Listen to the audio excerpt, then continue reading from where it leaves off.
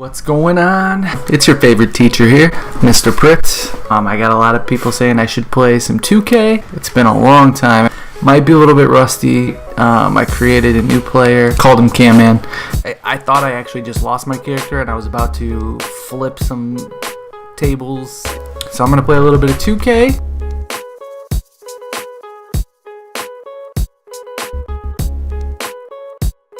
Maybe talk a little bit about my basketball career. So I think I'm going to start at the very beginning. Talk a little bit about biddy ball and my biddy ball career and how that went. If you guys know me, I'm a huge Bulls fan. So I got them with the Bulls warm-up, Bulls shorts on. I was one pick away from being drafted by the Bulls. So I did get drafted. And the Bulls had, I think it was like the 15th pick, and I got drafted 14th. They were right there. It was just one more pick, and just one more, and I knew they had me. But yeah, I got the 11s on, of course, my favorite, the black on white patent leather. It was the 11s, the Concords. My favorite shoes of all time were the 11s, for sure.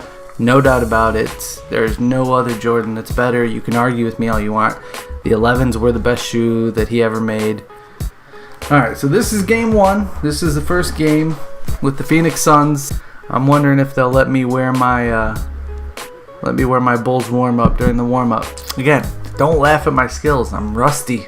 It's been a while. Let's see when I get in this game. Hopefully it's not just some garbage time. 2 minutes left in the first quarter.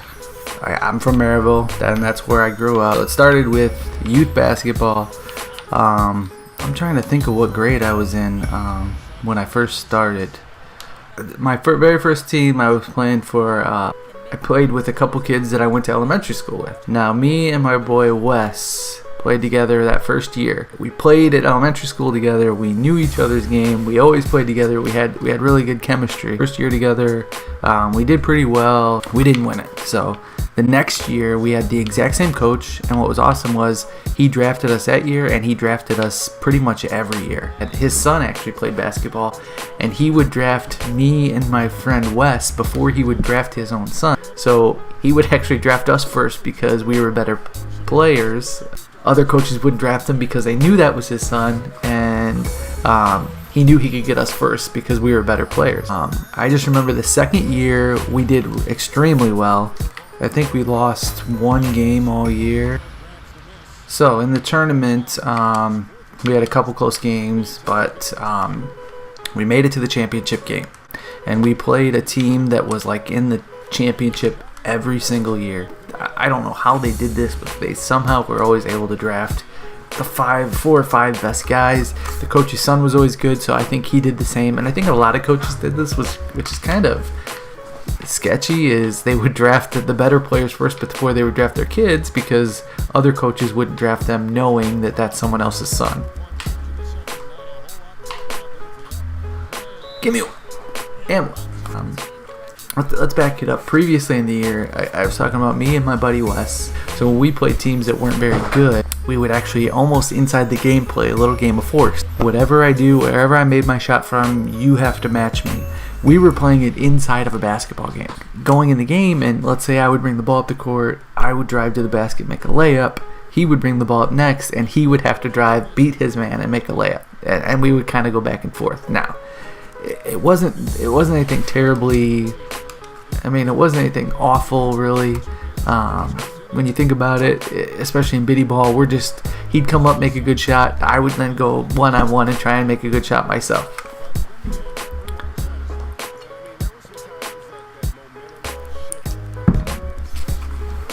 So, what happened one game that really kind of threw a wrench in our plan, when there's only a couple seconds left, obviously any shot goes. My buddy Wes is bringing the ball up the court. There's only 3 seconds left in the half. He dribbles up, and he ends up taking a half-court shot and banking it in. At halftime, we're talking to our coach and everything, and then we go back and start shooting around and warming up, getting ready for the second half. Wes walks up to me and says, like, hey, you got to make that half-court shot. And I'm thinking to myself, no, you can't hold me to that. According to him, I had two choices. Either go out there and take my half-court shot, and if I didn't at least try, I got my letter. My first couple thoughts are, how can I do this naturally without making it seem like a crazy shot in the game? How can I not make this seem like I'm just doing something outrageous? So my thought was, okay, I'm going to wait until the end of the third quarter. and just launch it up. He basically said if I didn't do it in the first couple of possessions, I was going to get a letter. And me, being the person I am and the competitor I am, I don't want to lose like that. So what do? In the middle of this game, I come up, I'm walking it up, I get to half court, and I launch it. Give myself a little bit of momentum, come up, launch it. Everyone's going crazy. My coach is on the sidelines yelling at me, "What are you doing?" I made it. I mean, that has stuck with me ever since. Obviously, it would with anybody, because I did it in kind of a game with my buddy in the middle of a quarter when you definitely should not be taking that shot. So that's the same year, obviously. As we move on, we ended up making the championship game that year. I'm going to fast forward through all these practices, kind of get these out of the way.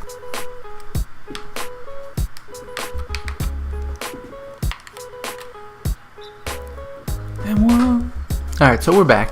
I finally got to a game, had to do some practice. So that was probably one of my funnest years in biddy ball. We made it to the championship game. Now the championship game was kind of a controversial game that I'll always remember because of how it ended.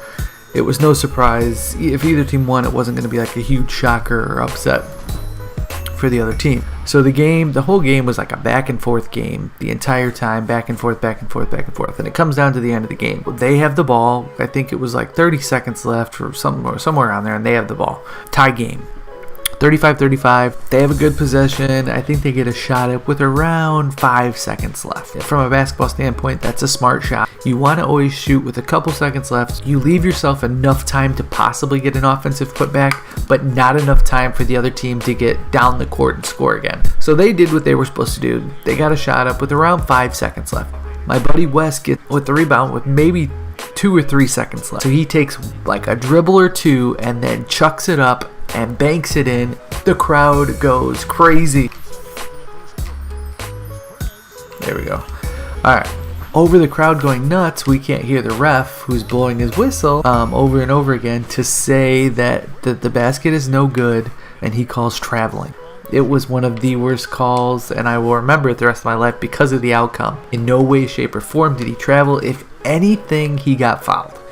You know how biddy ball is. I mean, these refs, generally speaking, are usually people in the community, and there was always controversy of that ref knew some coach on the other team or one of the players' parents or something, and that's the reason for the call, because it was one of the worst calls I've ever seen in my life.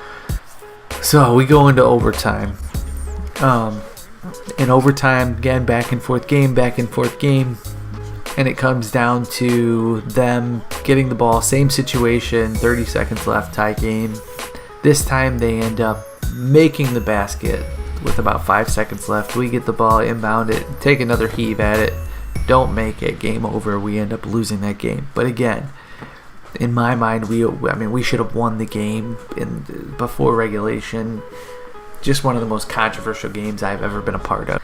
One thing that frustrates me about this, playing NBA, and it's always frustrated me when I used to play NCAA, NBA, anytime I play a basketball game, it's frustrating when you can't do what you know you would do in real life. When I was talking about that, the half-court shots and all that, and memorable game, there's a one memorable game that kind of sticks out, a memorable moment that sticks out with me. It was an AAU game we played in middle school, and what's crazy is it was in the same gym, but it was a middle school AAU game.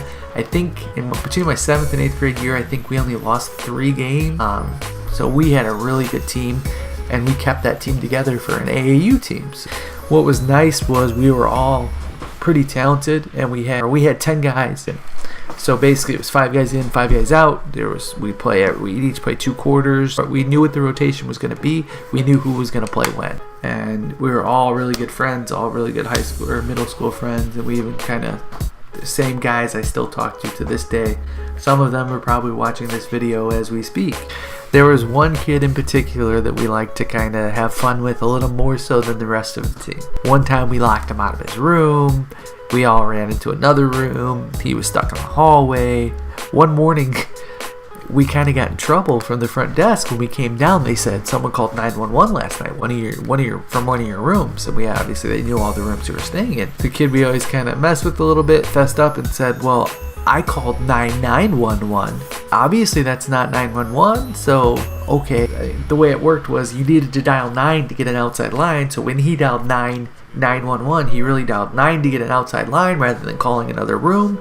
And then he dialed 911, and that's who he got. Out of one, I mean, I had one of my most memorable shots in AAU. We were playing again in that same upstairs gym. We were playing, I think it was a Hobart AAU team. It was the end of the half. I think we had the ball with like 20 seconds left. We had a timeout, so coach kind of draws up a play. I don't even remember what he drew up, but I knew I had the ball in my hand, so I was bringing the ball up the court. And he told me, again, like we talked about earlier, to shoot with about 5 to 7 seconds left to make sure we have time for a tip in or a rebound or something like that. So there's 5 seconds or more on the clock when I shot the ball, and it did not go through the rim until the buzzer had already sounded.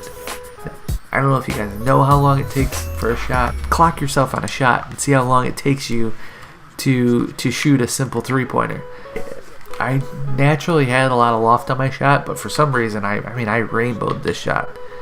It was a huge rainbow. I mean, this thing went up and up and up and carried, and then finally came down.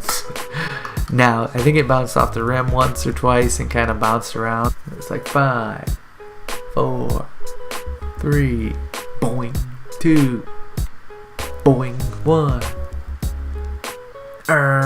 Then it goes through. Nothing but net. So it was just one of the longest shots. I've never taken that long on a shot before, not to my knowledge, but I just remember that one, and everyone kind of joked around about it for a long time, about the longest shot ever. Now I know this isn't necessarily the best. You probably don't want to watch this because I got to build my guy up. This isn't all I'm gonna do. Go into the My Park and play on there. Maybe I'll let some students challenge me.